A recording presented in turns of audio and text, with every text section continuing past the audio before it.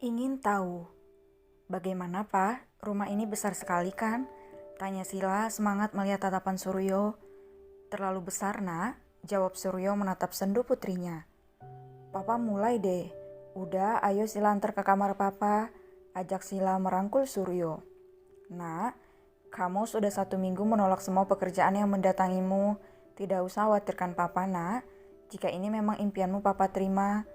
Tapi Papa tidak ingin menjadi batu sandungan bagi putri Papa. Sila terdiam menatap Suryo. Sepertinya Suryo tahu Sila banyak mendapat tawaran pekerjaan dari mana-mana, tapi ia menolak karena masih fokus dengan merawat papanya. Sila akan bekerja, Pak, tapi Sila akan mencari seorang chef handal dan juga perawat untuk Papa. Jawab Sila. Kalau perempuan tidak usah, nak, tolak Suryo. Papa tenang saja, pilihan Sila tidak pernah salah dan tentu tidak berjenis kelamin perempuan. Sila membenarkan selimut Suryo. Sila buat makanan untuk kita nanti malam ya, Pak. Terus Papa minum obat dan istirahat. Suryo mengangguk lalu menatap nanar kepergian Sila. Ia merasa gagal menjadi seorang ayah yang baik untuk Sila. Maafkan Papa, Ma. Papa gagal menjadi papa yang sempurna untuk putri kita. Suryo menatap ke atas seolah sedang berbicara pada istrinya. Suryo tidak bisa berbuat apa-apa, tapi ia juga tidak bisa mencegah putrinya untuk tidak bekerja. Apalagi Suryo melihat Sila tampak tidak enak hati menolak semua pekerjaan yang datang padanya. Aku harus cepat sembuh, tekad Suryo dengan tangan terkepal.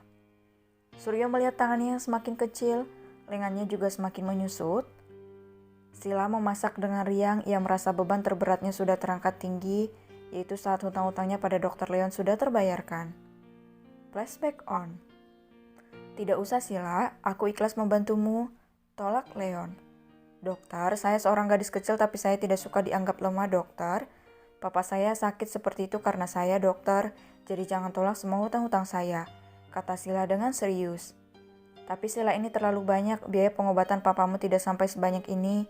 Apa kata orang-orang saat tahu aku seorang dokter yang memanfaatkan kepolosan seorang gadis kecil sepertimu? Jelas Leon. Sila tampak berpikir, kalau begitu ini rahasia, ini hanya rahasia kita berdua saja. Sila berjanji tidak akan berbicara pada siapapun, dokter. Terima kasih atas kebaikan dokter selama ini, ucap Sila setengah berbisik. Leon yang masih linglung dengan uang yang Sila kembalikan, lalu ia semakin dibuat terpaku saat Sila memeluknya. Bolehkah aku memanggil dokter Abang? Tanya Sila memeluk Leon. Leon tergagap. Boleh? Sila mendongak menatap Leon.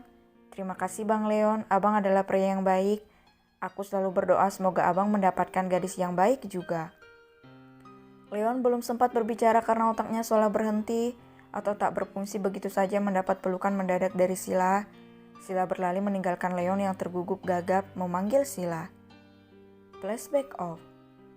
Sila memasak, ia sangat pandai memasak. Makan malam Sila bersama Suryo hanya di kamar Suryo. Perlakuan Sila yang lembut tentu merawat sang ayah dengan baik. Keesokan harinya, Agus datang berlenggak-lenggok di dalam rumah Sila. Jika di luar Agus akan berlagak sebagai pria maco, tapi jika bersama orang terdekatnya, maka topengnya akan luntur. Dua pria yang mengikuti Agus saling pandang ngeri seketika.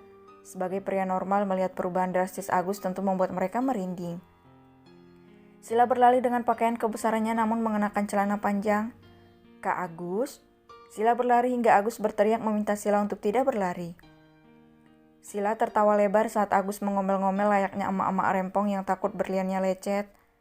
Apa mereka yang Kak Agus tawarkan? Tanya Sila melihat ke arah dua pria yang menunduk hormat padanya.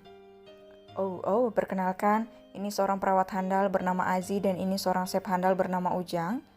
Agus memperkenalkan kedua pekerja baru untuk Sila. Sila menjelaskan tugas kedua pekerja barunya, jam makan papanya serta obat untuk papanya, jam istirahat dan lain-lain. Sila harus memastikan semuanya aman barulah ia mau bekerja. Sila sudah terlihat cantik dengan penampilan barunya, memakai celana levis hitam yang besar dan kaos putih dimasukkan ke dalam celananya. hingga terlihatlah pinggang kecil Sila dan rambut Sila diikat ekor kuda. Papa, Sila berjongkok di hadapan Suryo yang duduk di kursi roda. Sila akan bekerja sesuai dengan perkataan Papa, tapi Sila mohon bertahanlah sesulit apapun penderitaan Papa demi Sila ya. Pinta Sila berkaca-kaca melihat wajah menyedihkan Suryo. Suryo mengangguk sambil tersenyum lembut. Papa akan sembuh dan membayar hutang-hutang Papa padamu, nak. Sila terkekeh mendengarnya. Tanpa mereka ketahui, Aji dan Ujang menganga lebar mendengar perkataan lembut Sila pada papanya. Jika perempuan lain pasti sudah meninggalkan pria seperti Suryo, atau bahkan memberinya racun sekalian, tapi berbeda dengan Sila yang malah bekerja keras demi Suryo untuk sembuh. Agus berbisik memperingati kedua pekerja baru pilihannya itu.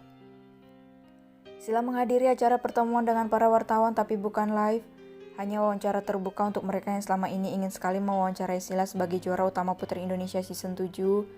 Sila menjawab semuanya dengan jujur tanpa ada yang ditutup-tutupi. Ia bahkan tidak malu mengatakan dirinya berjuang demi papanya yang juga sedang berjuang melawan penyakitnya. Sila, semua wartawan begitu mengagumimu. Agus mencubit pipi Sila. Sila menghela napas panjang. Setelah ini aku dapat kerja apa, Kak? Tanya Sila. Listen so, darling. Mereka akan membayarmu berapa saja yang kamu minta, kata Agus dengan bangga menghitung-hitung jemari besar tangannya. Sila tampak berpikir, bagaimana dengan 2 juta? Tanya Sila berbinar membuat Agus tergelincir oleh kakinya sendiri seketika. What? Pekiknya, Agus sok membuat Sila kaget saja. Hei Sila, kamu ini juara Putri Indonesia yang pertama. Kamu ingat yang pertama? Setidaknya bayaranmu itu mencapai puluhan juta. Jelas Agus dengan giramnya. Sila tampak berpikir ingin sekali Agus mengobrak-abrik isi kepala gadis berusia 20 tahun ini yang sangat polos dan tidak tahu nilai dirinya sendiri.